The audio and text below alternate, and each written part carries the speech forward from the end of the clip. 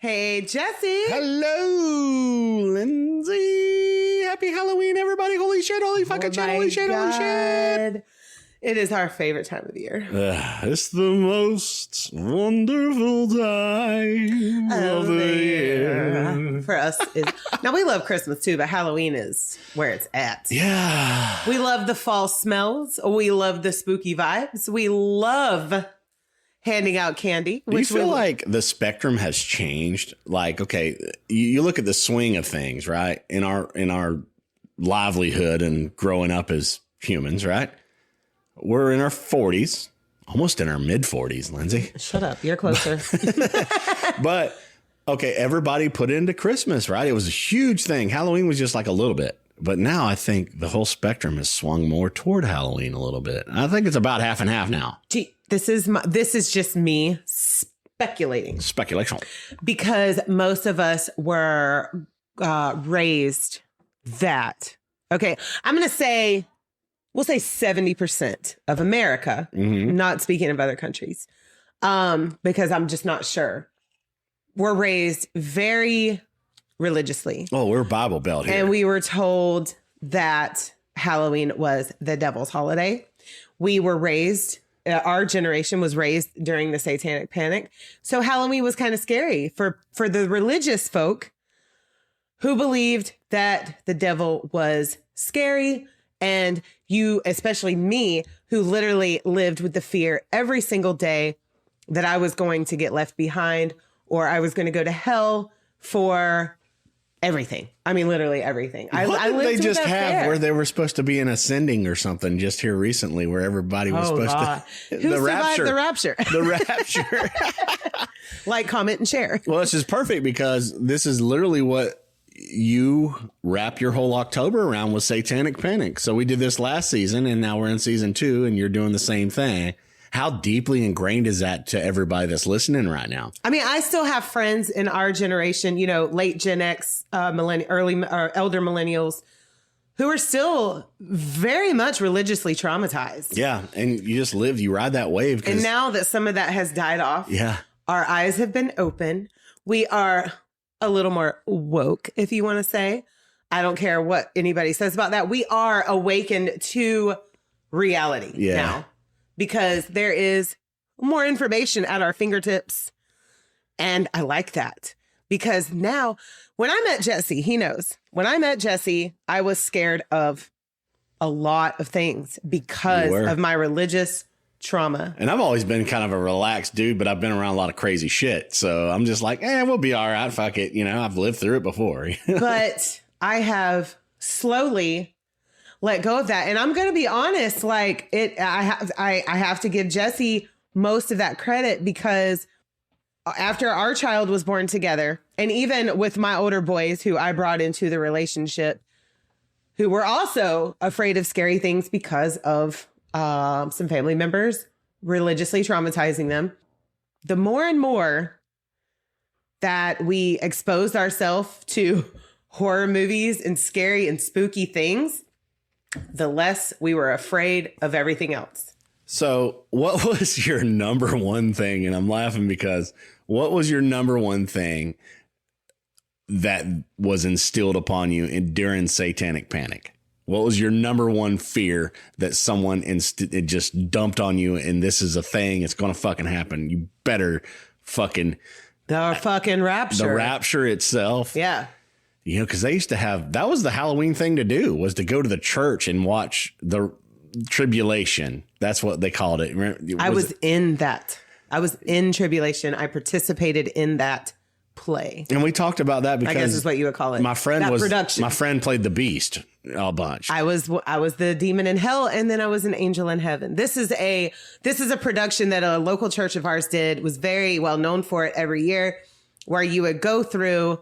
It was like a haunted house for Christians. Yeah, they made global news because when they assembled the church, they put the cross and the Jesus on the cross. Remember the I was there. I went to that church. The crown of thorns. I went to that church when all that happened. I was a member of all that. I was in all that. The global news of the church. Really? It was just a cracked light bulb. Oh, it made the shadow look like the shadow look like Jesus Christ, and this shit literally made global news. Global news. Yeah, I was in that service. there. I was in that service. Right there. Yeah. And I remember I went to a couple of revivals in front of that. They used to have a fucking half pipe out front there. Remember that? Yeah, that was cool. I went there. I went to that church. I was a member. Of course, I hung out with the half pipe. I sang in the choir. I did the whole thing. All the devil worshippers next door over there, that half pipe. I'm sure they probably talked about right that there in the same right on the corner of St. John Street. Yeah. So you were in all of that. Yes. And we were like intermingled so much in our little small town. That's insane. We've had a long ass cold open here, but basically what we're saying is now our eyes are open. Yeah. We love Halloween. We love everything spooky. We pretty much celebrate it all year long. So welcome to Halloween. Welcome to Satanic Panic. Lindsay, what are you drinking over there? Shit. I'm having a mixture of Vista Bay lime and Vista Bay lemon. I made me a whole little Sprite in my Buc-ee's cup. That is fucking awesome. I know. Yeah, I love your cup. Lemon and lime. And it glows in the dark. If you want to see what it looks like, watch our recaps on YouTube. Yeah. Awesome. So awesome. And what are you drinking? It's my most favorite thing I've ever drank in my whole life. Are we going old school? Genzolati.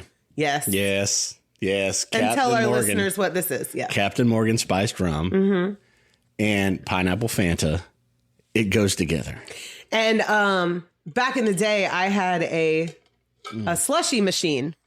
So we would put some ice in there and we would make that. And we made a frozen drink and we called it Genzolati. But Lindsay's kidneys no longer like dark liquor. They don't like the Genzolati. And the sugar content in the pineapple Fanta, my pancreas cannot process. So now that is why I drink seltzers. So we need like a diet Fanta and some clear spiced vodka and we can make it happen again. Yeah. Me and the captain making it happening. Yeah. And we're going to kick this thing off. Happy Halloween. Yes. Happy Friday. Yes, everybody. Here we go. Yeah.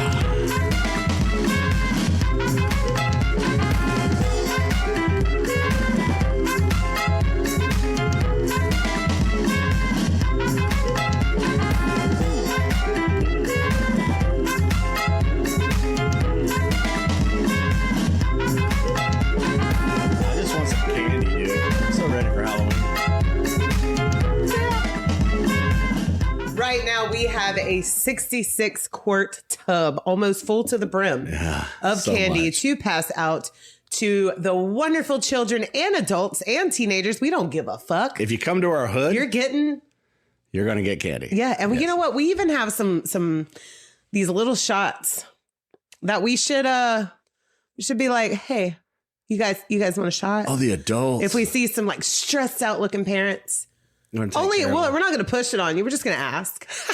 You know, the ones with the cup like us. Yeah. If we see them with a cup, be like, hey, you want this little see shot? your rattle cup there. Shotty with shotty. So our tradition here is we're decorated, of course. We pass out the candy. We have the whole little setup. We've got fog machine. We have Halloween music. We have a whole taco bar set up on our back porch for in between snacks. And for our family and friends who want to come indulge in some tacos. Yeah. And it's going to be on a Friday night. We can go all night long. All night long in sweater weather. In sweater weather. Yeah. And then once it gets dark, Jesse puts a movie on the projector on our garage because it's all white. And I mean, it's just a blast. We fucking love Halloween, man. We look forward to it all year. It's come around really fast, but it's almost here.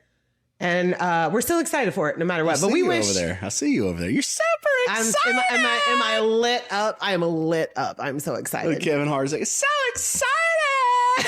I love it.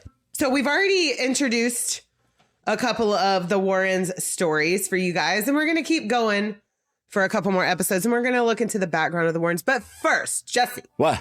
I have a question for you. What made you feel old this week? You whispered that. What made you feel old this week? But you whispered it again. Don't. They heard me. We went to Halloween Horror Nights, man, and I was fucking dead. Oh.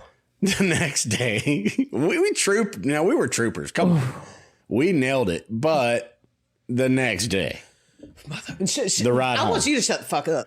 Because the next day, your girl had to go to work on her longest day of the week. You did. Sunday is my longest shift. I love it because I make me some money. It sets off the week correctly. So we started out on our journey around 1:30 p.m. On October 18th. We trekked our way down to Orlando to meet up with some friends, my bestie Cindy and her guy Jason, who have both been guests on our pod. Yeah. And we met up with them, and we did it right. We Ubered from their hotel. Dude, we just discovered that. So if you're in Orlando or you're anywhere, any fucking where, and you have a hotel room, just Uber to your destination. If it's within 10, 15 minutes, whatever, just grab an Uber, dude. You don't have to pay for parking. $10 ride. Yeah. $30 for parking there. Mm-hmm. So fuck that, right? We saved money doing that, which would have been $60 because we couldn't all ride together. Well, yeah, we could have. Well, no, we couldn't because we were going home and they were going to the room. So Uber in from the room from now on. Lock that in. That is like gold information right there. Save your money for drinks in the park because they aren't cheap. No. And we went ham. We did. We're going to make that a quick recap real quick. We were going to do a separate video, but we already did 2 recaps. So quickly, we get to the park. We have some drinks at City Walk while we're waiting, so we can wait on the gates to open. Yeah, Margaritaville. We saw Art the Clown. Well, before that, though, we went real quick. We had to go to the fucking Hard Rock, dude, and we seen Pantera's fucking We saw the Vinny boy, the fucking Vinny Paul's drum set, right? Wasn't it? We saw, what is their last name? Oh my God. Daryl and Vinny Paul. Yeah. We saw why can't I think of their last name? Abbott. The Abbott boys. Yeah, the Abbott boys. God, I didn't even have to Google it. Thank you. It came to my head. We saw their drums and guitar. They are lined up right beside it. And we get to go back there for Trivium and Ginger in December. And we're going to have dinner at the Hard Rock and we're going to rock the fuck out at the Hard Rock. Yeah. It's going to be a new venue for us and we're very excited. But it is a tradition for us now to literally see Ginger every year. In the line, though, we did that. Got in the line, seen Art on the way in. That was awesome. Did our first haunted house. That was fucking epic. And there's little things all along the streets and everything. So it's all haunted. It's all great. The scare zones. We did hatchets and chainsaws first, which was around the Simpson ride. And then we walked around some more. And I mean, it's hard to accomplish every single house because the lines the atmosphere. Are so I long. would be good with going to Halloween Horror Nights and just walking the streets. Yeah. And that's pretty much what we did. Yeah. Because we did the water show too. We watched the water show and that's always epic. So we would do a house, drinks, potty, house, drinks, potty, house. We only accomplished 3 houses before about midnight. Yeah. And then we decided to walk the streets, have another drink. Then we Ubered back. And then Jesse and I had to go home. Yeah. Now we were sober at this point. We got snacks. We got gas. We did all the things. And we had gotten the Voodoo Dozen at Voodoo Donut. Once I had, because I should not have the sugar that I took that day. I had the orange dreamsicle donut, which was fucking amazing. Oh, yeah. And I felt like the biggest fat ass eating it because it was like oozing cream filled out of each side. And I didn't care. I was just shoving it in my mouth. All over the whole car. Dude, I found shit for 2 days. Like, I did clean the car the couple days later. I was like, I need to clean this shit up, dude. Well, we were like eating in the dark, so it was whatever. But the orange dreamsicle donut from Voodoo Donut was amazing, but it put me in quite a coma. And I tried to stay awake with Jesse while he is driving, and we were both struggling very hard, but we made it home safely. And we realized, and that is exactly what made me feel old, because the next day, my ass had to get up and go to work from 12 to close. Wow. Yeah, it was a hell of a trip for sure. But we made it. We made it.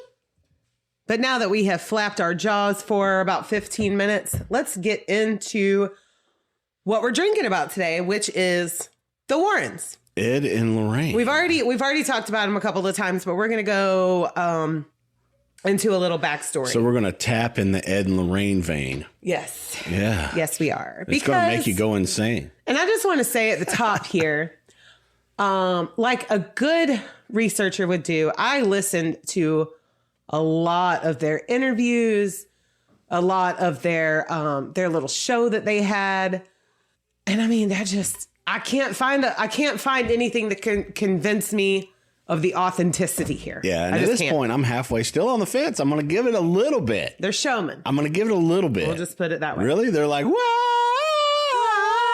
I mean, yeah. Hell yeah. Well, ladies and gentlemen, this is the moment you've been waiting for. Whoa! Okay, I'm going to take a sip.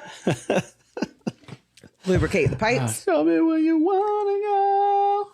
I love that movie. I do. Yes. Yeah. We love it. We love Greatest Showman. So Edward Warren Miney, I don't know when he dropped the Miney, but he wasn't always just Ed Warren. He was Edward Warren Miney. But not a Hermione, but just a regular just Miney. Okay. He was born September 7th, 1926 in Bridgeport, Connecticut. We were just there last week. Yeah. Like not in real life, just in spirit, because that's what we were talking about.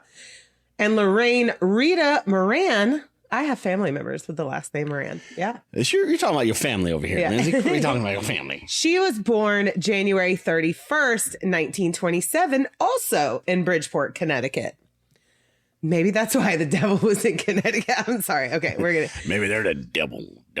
So the two met when they were 16 years old at a movie theater where Ed was working as an usher.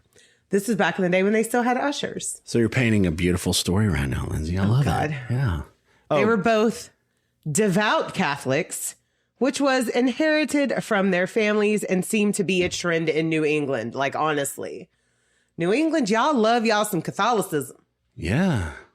We did see a lot of amazing churches. Yeah. I mean, they are a sight to be seen for sure. By the way, Lindsay, before you start all of this right here, welcome to Group 7, everybody. I just wanted to say that because we said we were going to invite you to Group 7. Yes, Group 7. So Ed went off to fight in World War II with the Navy branch. But first, before he did that, he went with the Marines. But they found out he was underage. So they were like, nah, you can't be in here right now. So when he got of age, he went with the Navy. And that was in 1941. Now, his ship sank in 1945. And like he survived. And that granted him a 30-day survivor leave, upon which he came home and married Lorraine.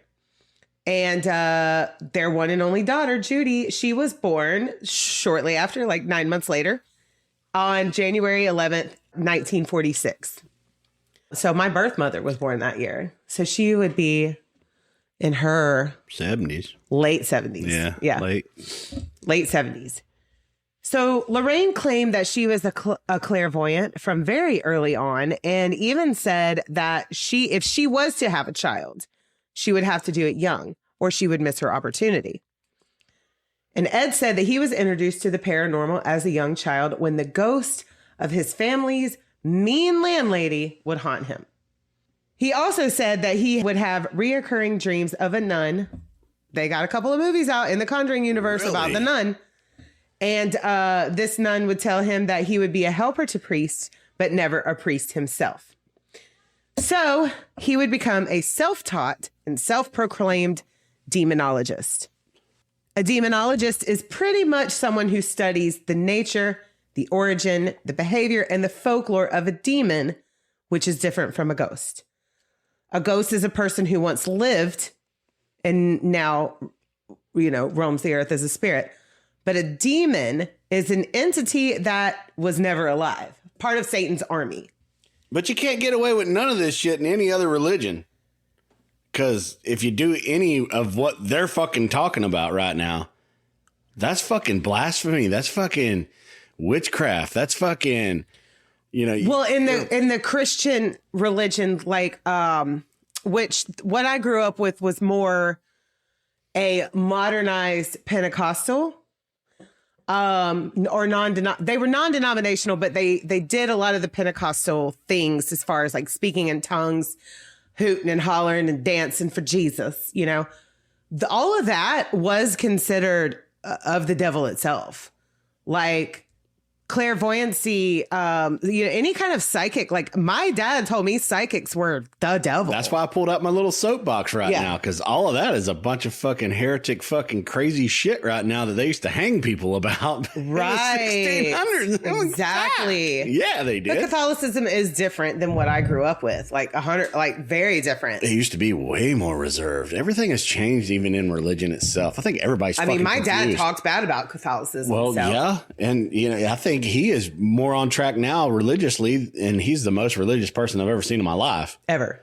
And he is on track religiously now way more than I think he has ever been, because he has stepped away from commercial churches and stuff. Yeah. So I mean, he kind of woke too a little bit there. Yeah, but it's different. I still don't agree with like 90%. I love my dad, but I don't agree with 90% of his views. So he's working at it to his own thing, and I think it's healthier than it's ever been. If you can look back in your childhood. For his generation, he is a lot more enlightened. That's what I'm talking about. Yeah, we won't say woke for his, because he can't stand that term. Yeah, he talked about but we'll say he's more enlightened and open-minded. Yes. We'll call it that. Yes, yeah. Yes. We'll call it enlightened and open-minded, two different things, because he has also dispelled a lot of the bullshit, like the Jim Jones type shit, which he was raised in. You know, the charismatic. He witnessed all that. Yeah, and so many different things. All the way from what we're talking about now. Shit.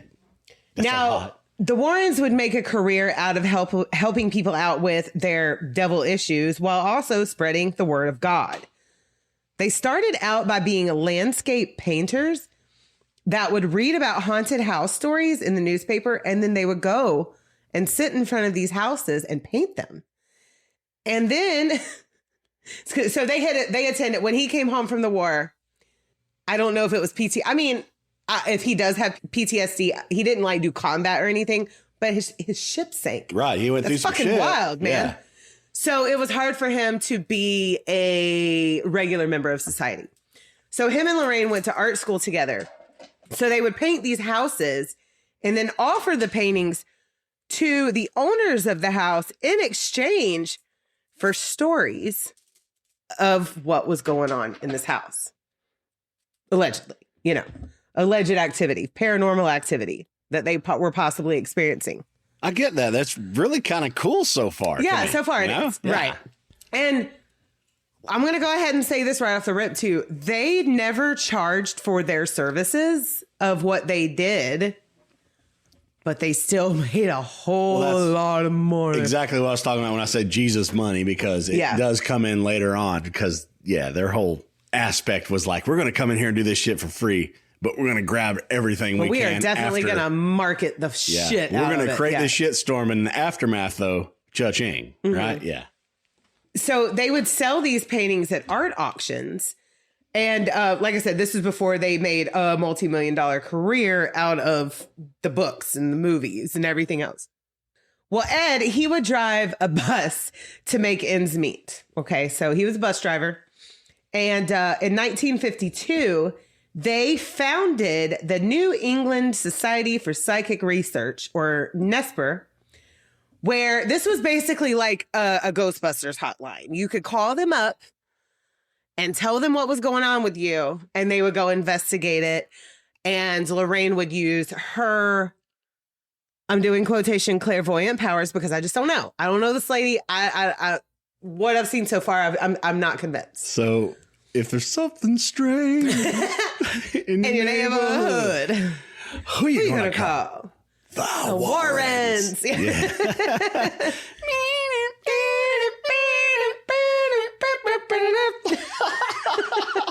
That was I love too you, good, Lindsay. right? Shut up. Shut up, Lindsay. I love you. Shut up. And they would help. They would try to help you get rid of this problem. Now, they did not have a proton pack. They weren't like sucking it out, but is that what they did? Yeah. Sucking out the demons. So they would help. They would try to help you get rid of the problem, or they would tell you, "Girl, you need to move." Yeah, I painted this whole picture. I'm using girl as a gender neutral preference here, just like dude. I always say dude all the time. I say dude all the time, dude. Let's sing it together. Dude. I'm dude. He's a dude. She's a dude. We're all dudes. Welcome to Good Burger, home to Good Burger. May I take your order? Now, Lorraine would say that she could read the auras and predict the future. And then Ed would help you with deliverance from the demons by telling you why you had them. So like a regular deliverance, not like the one where you go down a creek with a paddle and there's this one dude that says that he has a pretty mouth and all that, all that stuff. Side story real quick. Jesse, okay, so when we met, like I had already heard the dueling band. I'm refilling my cup real quick. Okay, you hear all the rattling and the with slurping, my lemon and lime, slurping, and the stuff during all of our podcasts, and I love it because this natural. Yeah, we're just hanging out in our kitchen and sharing stories. There's a little table and all the little like things that go on, bump in the night. Okay, so side story. When I met Jesse, I had never watched the movie Deliverance. I had heard of the dueling banjo. I had heard that. Right, and the whole joke, paddle faster, I'm hearing banjos. Yeah. You sure do have a purty mouth. And Jesse's like, you haven't watched that movie? And I was like, no. So I don't know why. Okay, so this was back when you still had to order movies from Netflix and get them in the mail. Yeah. And it was about a year before the actual streaming. I had the streaming, but we still ordered the movies. Like you could do both. So we ordered Deliverance. And I don't know why, but we chose the night of my work Christmas party. And when we had people over afterwards, like we had the after party at our house, but the after party to watch Deliverance was all of us sitting down watching Deliverance. Nobody had seen that shit either. No, like two. There was two other ones, but they were like, we haven't watched this in a long time. Let's do it. Because I work in a restaurant. So the age of the coworkers is wide. Yeah. We got old, we got young, we got middle, and we were all there in our tiny ass living room back then, watching Deliverance, like with our eyes wide open and our jaws to the floor. And I don't think I've ever been the same since. It'll be hard for me to rewatch that movie. Yeah. To be honest. So I broke her on so many different things. Yeah. But that was a really cool deliverance for you there, Lindsay. And legit. That was like, what, 30 years later? Because I think Ned Beatty? He was from Paintsville, Kentucky, where I kind of grew up in that town. I was horrified. And that's why we knew it. It was like, that was DNA for me, dude. He was the Hollywood movie star from our town. And he was the guy that squealed like the pig. That part, so that same feeling that I got in the pit of my stomach watching that scene is the same feeling that I got when we watched the Ted Bundy movie with the necrophilia. Like, it's a different kind of gross. That was your first introduction to something like that. It's a whole different kind of gross feeling. You feel dirty. You feel like you just can't get away from it. It's enveloped all over you. You can't fucking shake it off from you. I hate when I hear stories of what we'll call them grapings. Especially when the victim is already passed on. But period, with grapings, like I don't know what it is about anally. It just really makes me, because if that's not something that you want to do, period, in any sense at all, it's horrible. I don't know. Just huge fear. Lindsay is spilling it right here. Yeah, it's a whole different kind of horror for me when I see somebody, whether it be fictional or realistic. Yeah. When I hear about stories like that, I'm done. Wow. Yeah. Well, she's spilling the beans right here. Sorry, Lindsay. All right. So back to the story. They would tell you if your house fit into these 3 sensitivities before they would declare your house haunted. These all were sensitivities like made up by them though. Okay. So you could smell like sulfur or decomposition in a haunted house. And the 3 stages were infestation, oppression, and possession. They added a couple more too, but those were the main. The other ones were kind of just like side. I think there were like 7 groups there. Probably group 7. Yeah. So during infestation, the demon will create fear like random knocking, moving objects after the haunted what has either willingly or unknowingly invited a demon into their house or life in general. This could be done by a seance, a Ouija board, or even playing Dungeons and Dragons. Remember how that was a big fear. When I was growing up, I heard like we've played Dungeons and Dragons and had a fucking great time at it, and I would play it again when we get us a little team going that is dedicated to it. But yeah, Dungeons and Dragons was a huge fear of my childhood because I literally was told that this game would make a person murder another person. It could make you unalive yourself. Like, how? There's so much lore in the Christian world. And I'm not even a good DM, and I thought we were having a great time doing it, you know? Well, I'm just saying, in the Christian lore, when you're deep into it like I was, that's stuff that's told to you all the time. Just lore behind all of this stuff. Like, so it's during satanic panic, you're not allowed to have an imagination. No. Yeah, that's basically all it boils down to, because how many Star Wars movies were you allowed to watch? You know, I watched the original ones growing up. I was allowed to watch those. I don't know why. That's like D&D. But I didn't watch them at home. I watched them at a friend's house. There you go. But it was at a friend's house whose dad was deeply religious. So, and they were Baptist. Yeah. So it's growing up here was, and I'm sure that many of our listeners understand deep religious roots. I know our avid listener, Mary, she grew up like I did. She understands. Hello, Mary. We love you. Oh, she's the one that's been following us. Yeah, so much. she is. I think that's kind of our number one follower right now, Lindsay. Holy shit. That's awesome. Thank you so much. So the demon would take over your mind, which would be the oppression stage, and then you opened yourself up to be possessed. Oppression was when the afflicted will experience bad smells and moans and screams and whispers and visions, levitating, mysterious cuts and scrapes.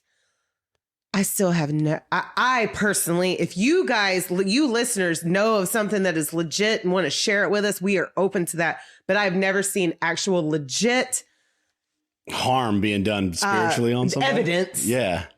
Of a spiritual demonic injuries other than in movies. I would want a stigmata done. Oh God. That was wild. Full stigmata. I remember when I watched, did you watch that movie? Stigmata? That was wild. Yeah.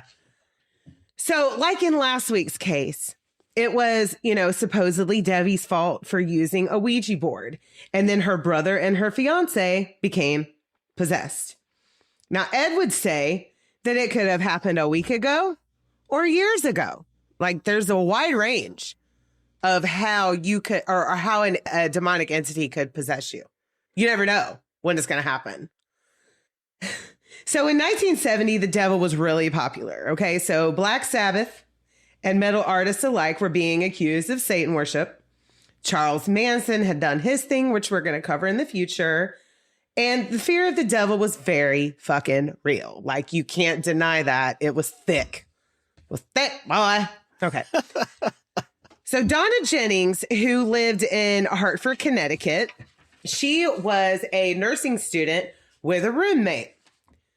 Her mother gave her a vintage Raggedy Ann doll on her birthday. I had a Raggedy Ann doll. Did you have it, a Raggedy Andy?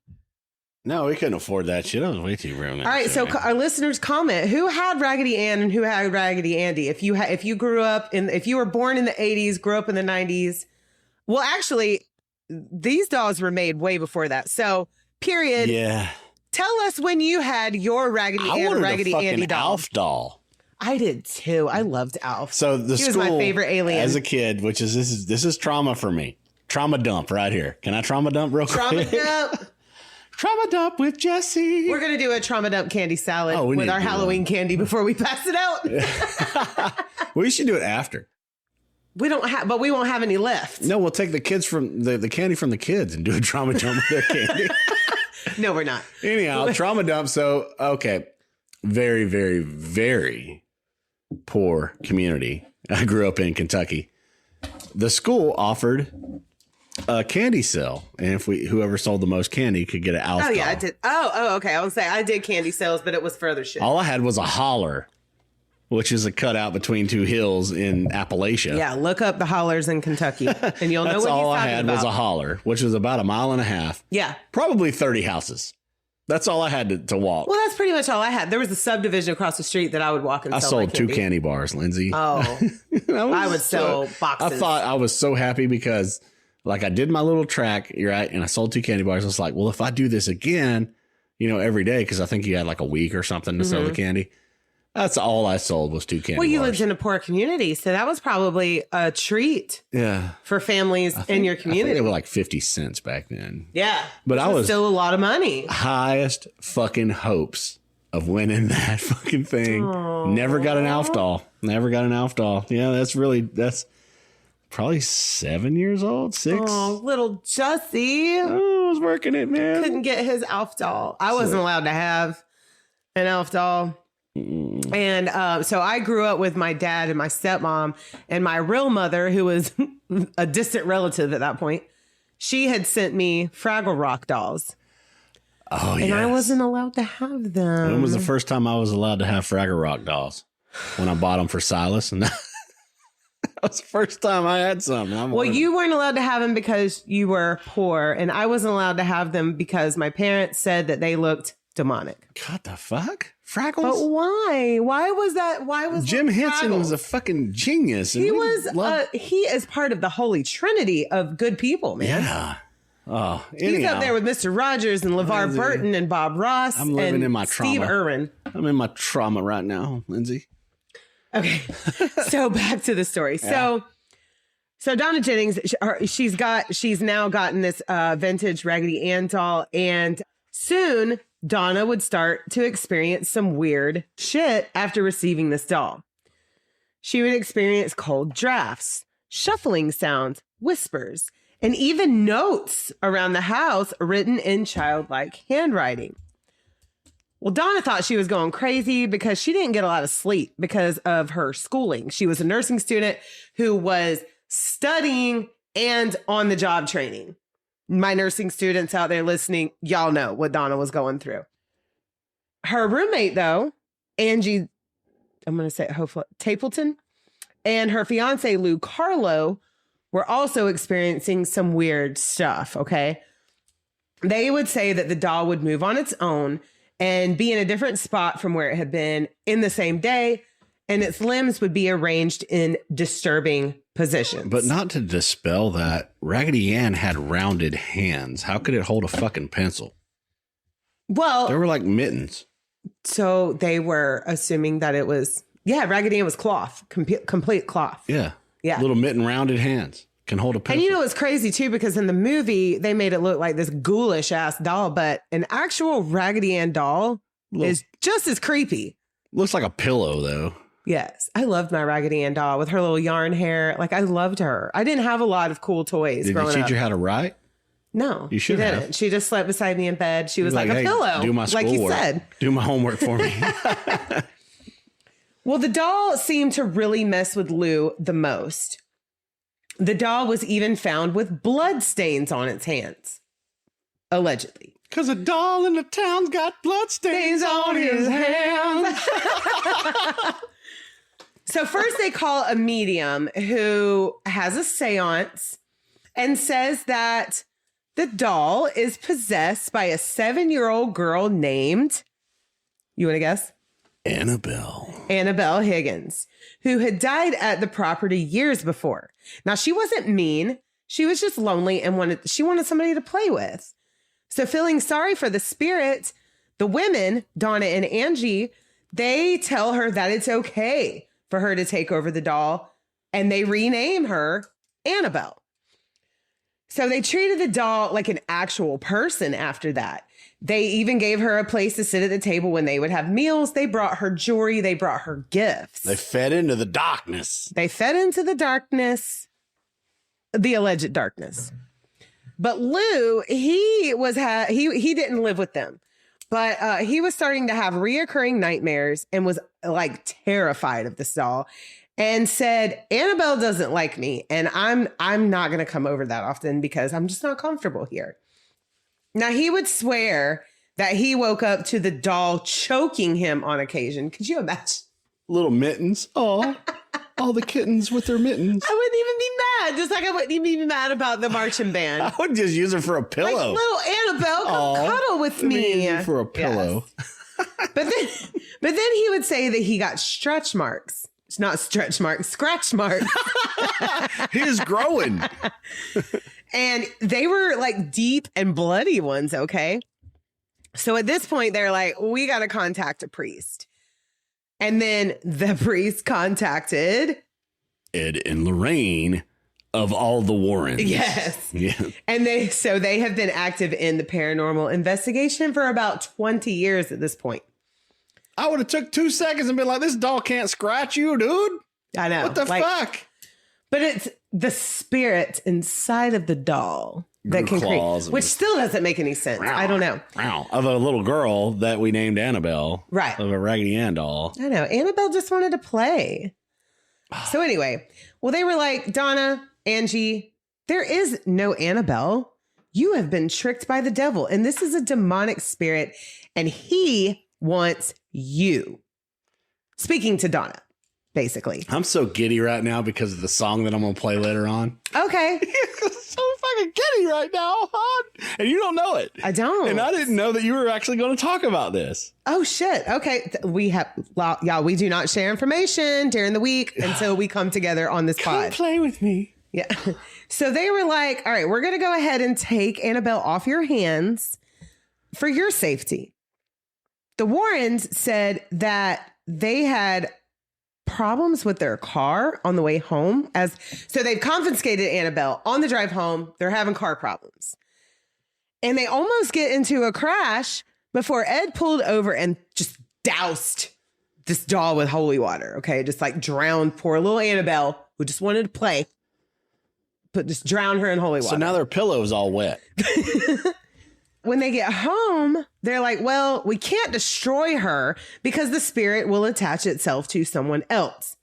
So they locked her up in a blessed glass case where she remains today. Which we have all fucking seen. Yes. And that's why she's a big Raggedy Ann. Like mine wasn't that big. Mine was like, I don't know. It was like a 15 small. inch, but like this is a 24 inch, it's a huge 36 doll. inch type fucking huge one. Okay.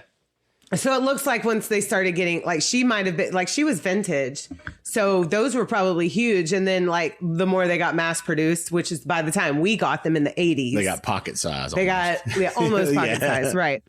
So according to Ed and Lorraine, Annabelle had levitated and growled at them before being locked up. If I had a pillow that ever growled at me, I swear to God. But do you remember those little monsters that we had? In the 80s, it was called the monster. Was it the monsters? It was something like that. But they were cute. They were so cute. They had little fangs. I wasn't allowed to have one, obviously. But I was allowed to have a popple, and those were adorable.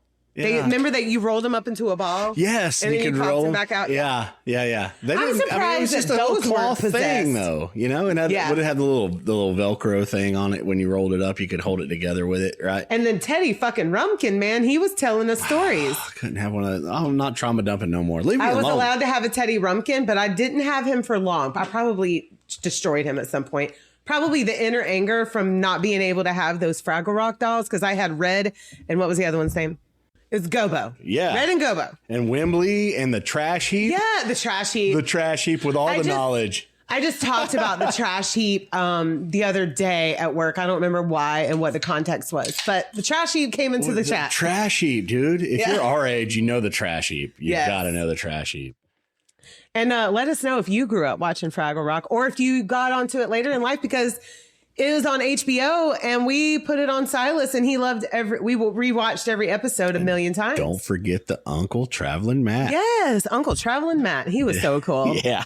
His travels were so lame, but to Gobo, they were the tits. Everything. Yeah. Yes. Here I am. Well, I'm in France and we're doing this whole thing. With the Dozers. Was it Doozers or Doozers? Okay. Yeah, and they were eating all their they were working so fucking hard, Lindsay. I know. And they would eat their shit right in front of them. That was my little cousin. Well, they loved it. That was my little cousin Tensley's nickname was Doozer, because my cousin Nikki, her mom, had the Fraggle Rock on tape. Yeah. And she would just rewatch that one episode all the time. I think that's where our work ethic come from. The Doozers, yes. Because people were just eating away all of our hard work.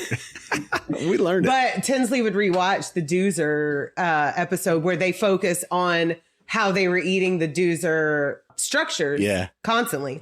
So she got nicknamed Doozer, and that was cute. Yeah, go back to our pillow, though. Yeah, okay. So by this time, they had already had an occult artifact collection of haunted items that they had accumulated and would go on to make a lot of money in the future of this museum. So this is my thing, Ed and Lorraine. I guess rest in peace.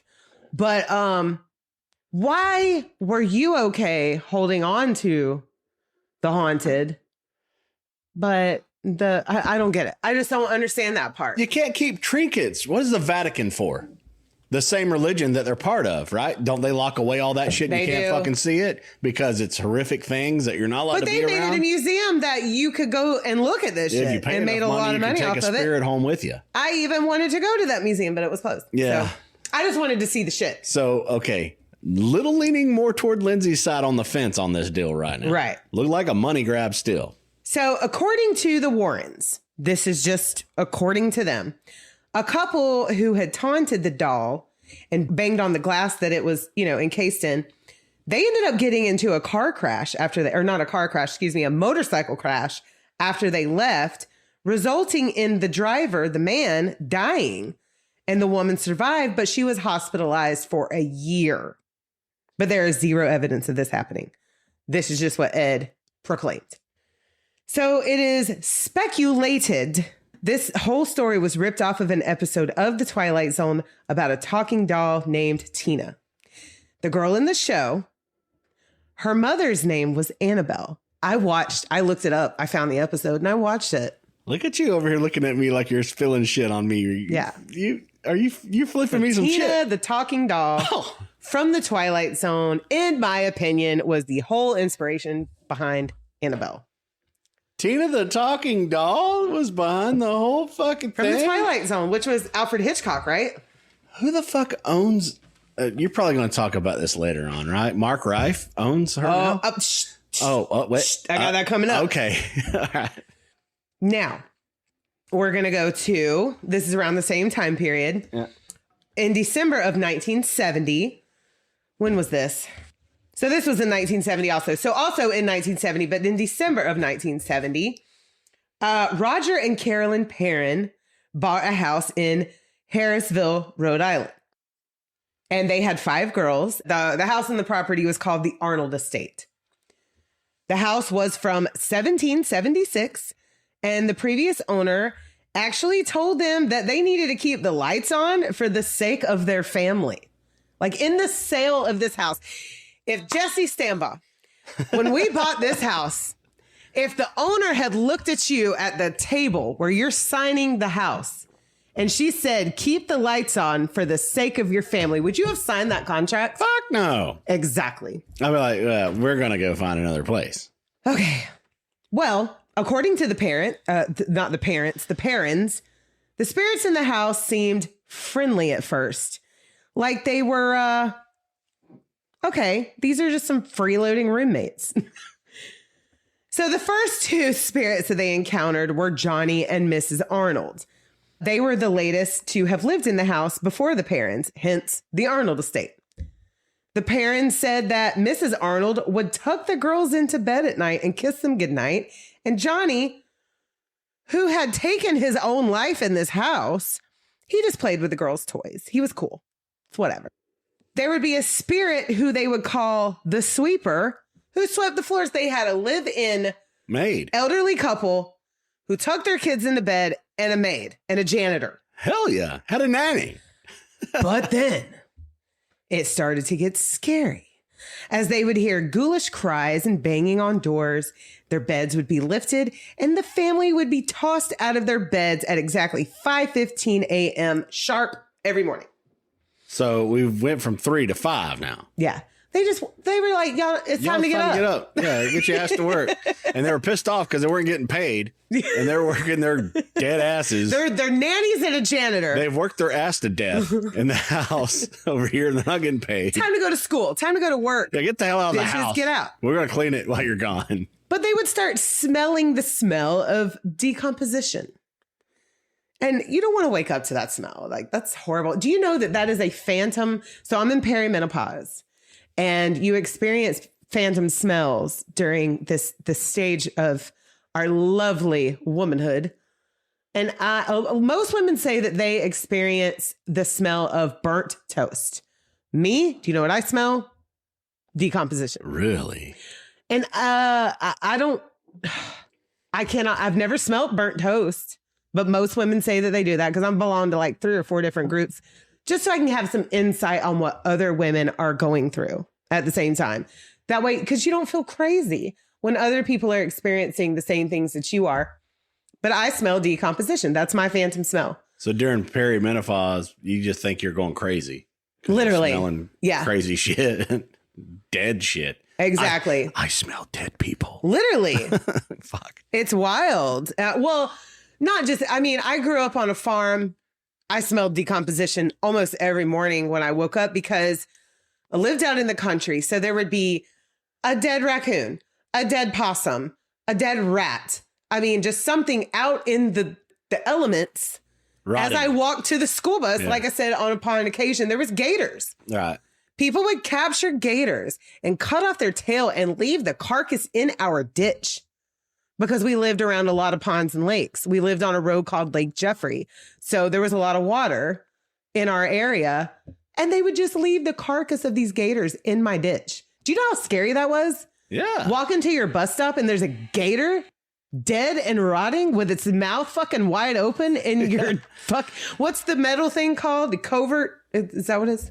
Yeah, the covert. Yes. Yeah, just right there. Hey. Hi, gator. Because I had to walk across the street to the actual spot where my bus would pick me up. And there would be like dead possums sitting right there. So that's why you're a Seminole fan over here. Because the gators. Dead gators everywhere. I'm a Seminole fan. Dead gators in my ditch. Go Osceola. So Andrea Perrin, she was one of the kids.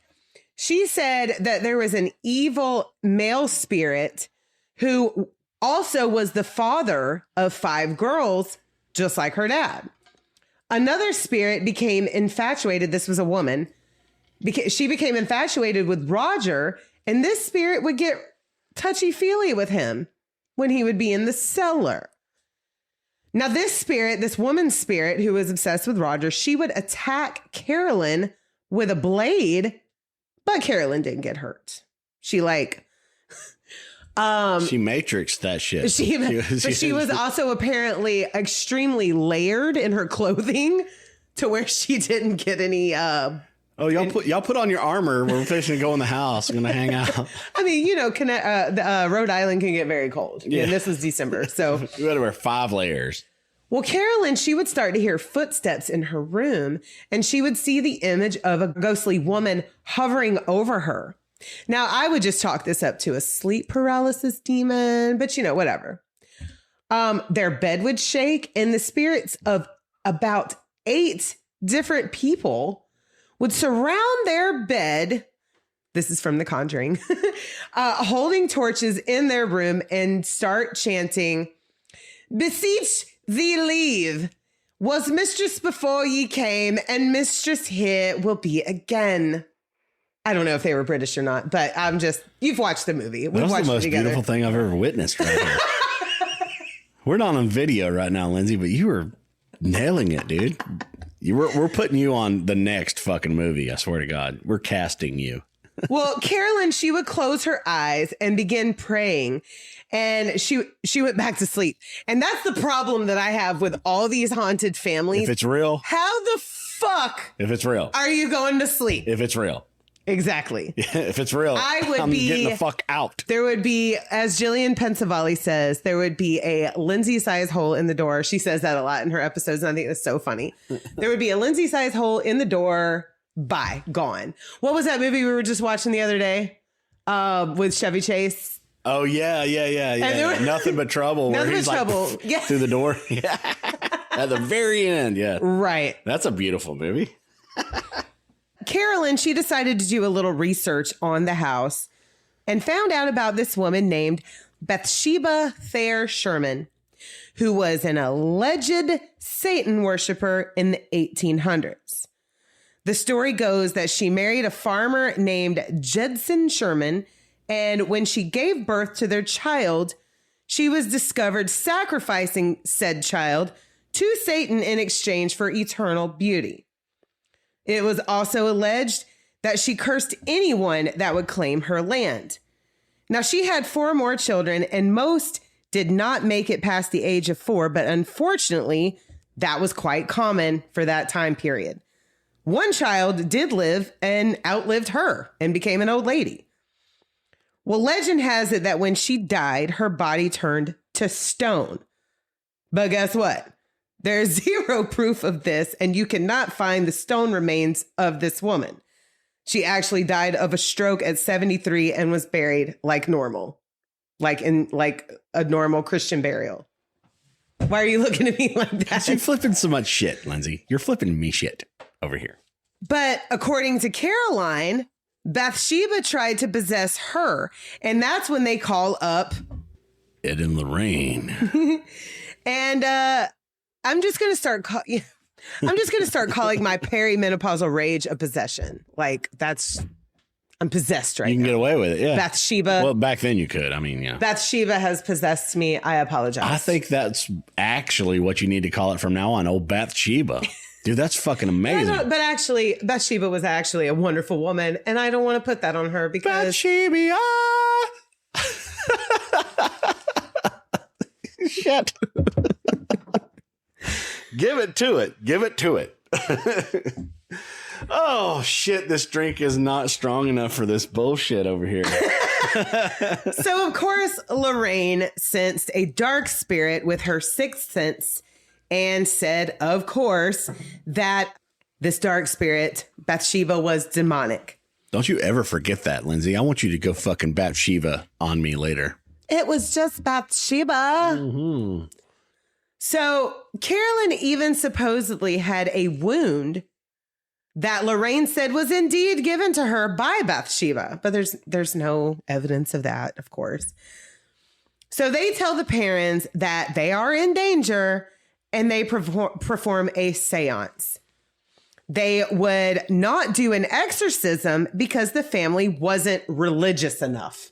So they just practicing some ass witchcraft shit. They are legit doing witchcraft. Fuck. But during the seance, Carolyn went through some shit. You can watch the movie. Okay. Lorraine was a consultant on all these movies, by the way. Well, Carolyn, she would go through some shit, like levitating and all of that jazz. Y'all know. And all that jazz. So if you say Bathsheba 3 times in the mirror, does that shit come back and get you? No. Oh, maybe just like perimenopause will hit you then. Probably. Yeah. That's probably what all this was, or actual menopause. Well, Ed, he was like, I got to perform an emergency exorcism here because I got to save Carolyn's life. An emergency one. Get your emergency kit out. Now, this is what I don't understand, okay? A lot of this contradicts their saying about ghosts and demons. He says that a ghost walked the earth, but a demon never has. So how was Bathsheba, an actual person that lived, how was she a demonic entity? I can't pull out an answer for that. Exactly. I can't. Well, now, the story goes in The Haunting that Ed and Lorraine were the Christian martyrs. They saved the day. But in reality, Roger actually told Ed and Lorraine, y'all got to get the fuck out of here. I'm worried about my wife's mental health. And to be honest, that's probably what was going on.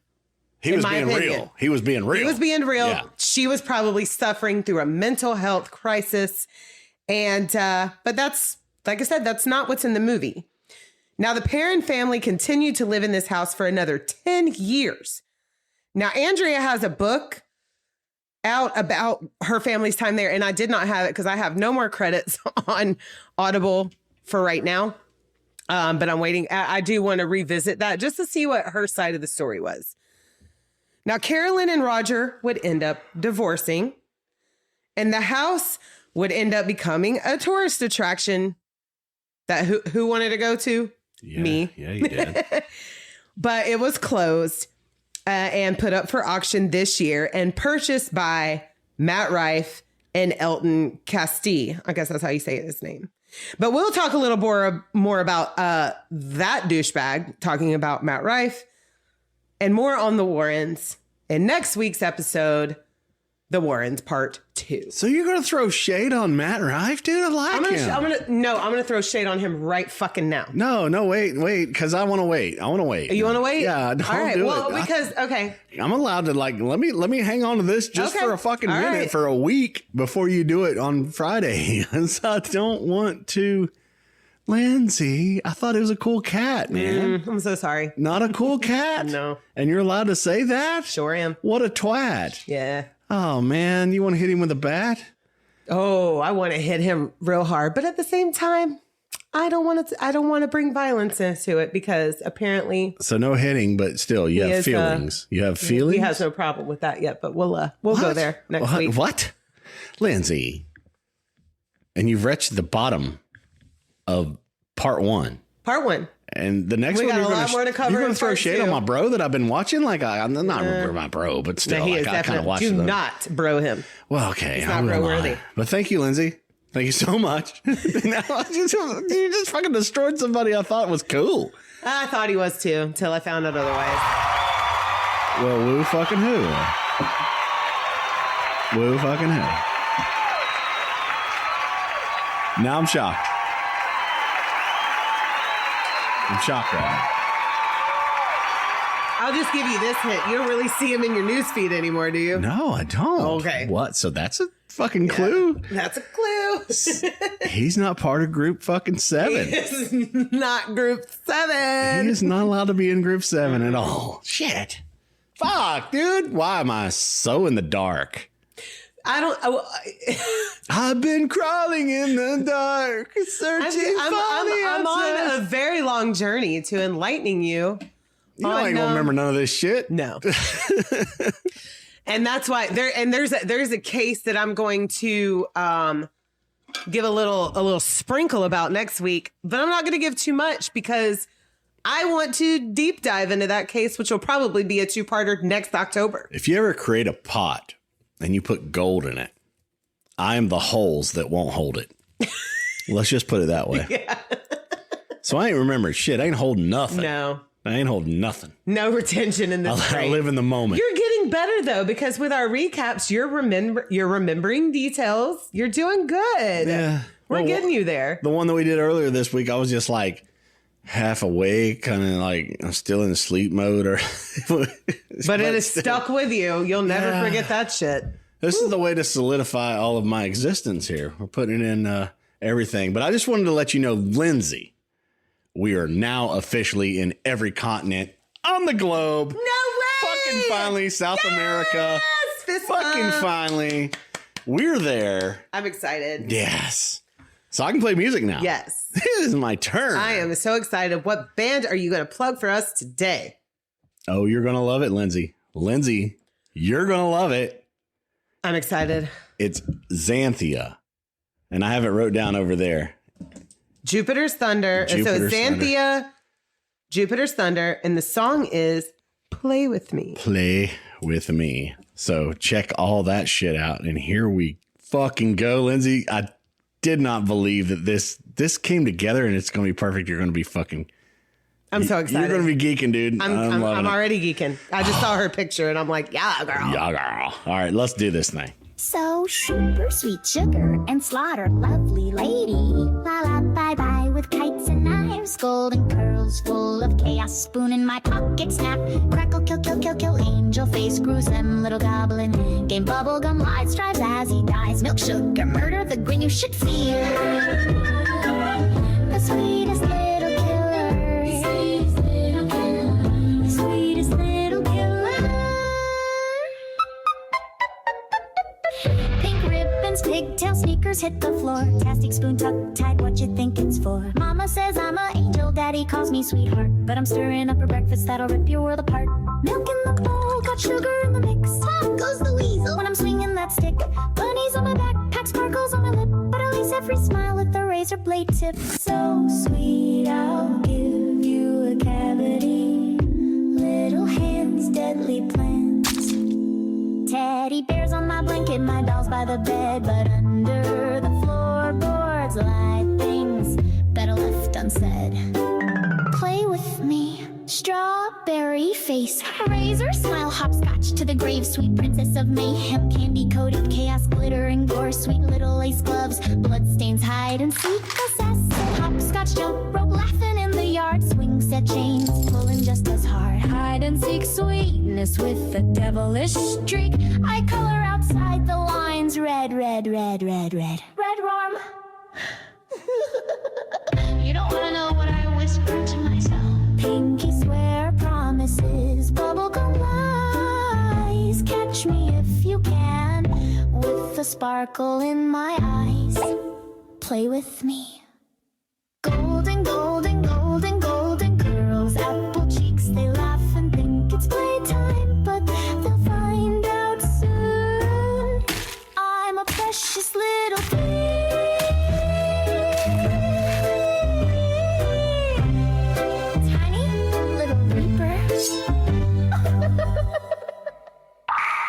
Milk ring dripping, bare feet creep. I giggle in the dark while the grown-ups sleep. Would you like to play with me?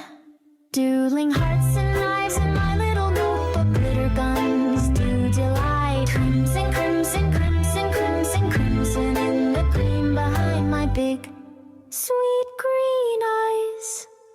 There's a darker dream. Milk spills on the counter, a giggle in the air. You can't believe a child could hide such wicked care. But darling, don't you know it's killing time? The smallest hands deceive. I'm just a adorable little serial killer. You'll never, never, never, never, never get to leave.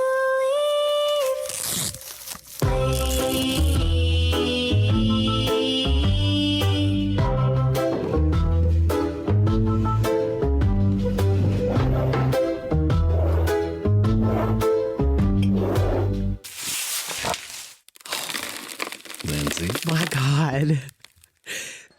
Perfectly come together. Unplanned. I promise. Oh my God. I am in awe. That is the cutest, most horrific song I've ever heard in my Cutest, life. you're perfect. Oh my God, Lindsay. I love girl. You are the tits. Happy Halloween, everybody. Happy Halloween. It just come together like that. And I had swear, chills through we did the not whole play it. song. We did not plan it. No, But we not, did play it. Not at all over. Not at all. Wow. Not She's at lost all. for words. You know when I have. get teary eyed over here because I'm watching my wife over here geeking to like group 7 style over here. She is on level 55 over here. That was fucking amazing. And you planned that back. You got in contact with this artist back in July. And you showed me the proof. I showed it to you. And because he's got artists lined up just like I have cases lined up for days, years. So we're here to stay. And that was the coolest shit. Wow. I'm at a I loss. love it. Yes. And when you started this shit, and I didn't know about I know Annabelle. I know the whole thing, right? But you didn't know I was going to talk about her. Did not today. know you were going to talk about this little fluffy pillow doll that was doing some crazy shit. Wasn't this perfect? Absolutely. Did not fucking plan it. No. And there's going to be some that we don't, doesn't work out. Whatever. It's going to be whatever. We're Yeah, it's here going to to be, support music. But when it does. Xanthia fucking support that shit. So, yeah. So, That's cool. Hold on. Let me pull up her little website again. So, let me go back. Yeah, Xanthia.com. And No. Hold also on the socials on Facebook. YouTube. Hold on. I'm pulling it up. Okay. So, on Facebook, she is Xanthia. That is XZ capital ANTHIA dash Jupiter's Thunder on Facebook. And then her link to her music. Now, we did find her on Spotify. I could not find Instagram, but she's on youtube.com/@Xanthia Music. So she has a YouTube account. Follow this magnificent She had goosebumps, girl. I did. And we're going to share this to you. So check it all out. Yes. And I will probably on our stories, I will put her YouTube link. Yeah. In that. Because I usually tag the artist on Instagram. Because I plug our Instagram story. I plug our stories through Instagram, which also goes to my personal story. Like I have it dually set up. So yeah, if you follow my personal page, Lindsay Standbaugh, Jesse Standbaugh, because I will tag him. That way it's in all of our stories everywhere. Yeah. You can find us. We'll plug the .com too, because I've seen that on there. So absolutely. Definitely go on plug. That was cool as shit. That was awesome. I loved it so much. But we're going to wrap this up. Stay tuned. Happy Halloween again. Stay tuned for the Warrens Part 2 and some more amazing music. And yeah, that's so amazing. Happy Halloween, everybody. Tell us what you did for Halloween. Tell us all your stories. Yes, make sure you watch our recap videos. So this week we put out a recap on The Devil Made Me Do It, or The Devil in Connecticut. And we also recapped our take on the Perfect Neighbor documentary. Yes. Whew. So if you're ever in the Tampa area, check out Xanthia. Yes. Yeah. I want to see a show. We're going to hire her to come hang out at the house. Yes. Hit us up, girl. Karaoke We're going to hit you up. I'm going to be singing that shit forever. It's so amazing. Lindsay. The cutest, most horrific shit I've ever heard in my life. Perfect podcast. You did great. You did great, sir. You did great. And I gave you all the kudos already, but I'm giving you more kudos. Yeah, off mic, he was giving me praise. And I was like, listen, I just do the work and I write it down and I take the notes. And it's a fun adventure. Yeah. So let's get off here. We're going to do our things, get ready for other things because we got many things. Yes. Follow, share, subscribe, like, and do all the stuff, of course. So real quick again, drinkaboutSomething.site. We are on YouTube. You can type in Gen Z. We will pop up. Instagram, Drink About Something Pod. Email us at, Instagram is just Drink About Something. Email us at drinkaboutsomethingpod@gmail.com. Follow our personal socials, Jesse Standbaugh, Lindsay Standbaugh, TikTok, Drink About Something Pod _Lindsay. We love you so much. And we're going to see you next week. Yes. We're going to see you in theory. Yes. We love you so much. Bye.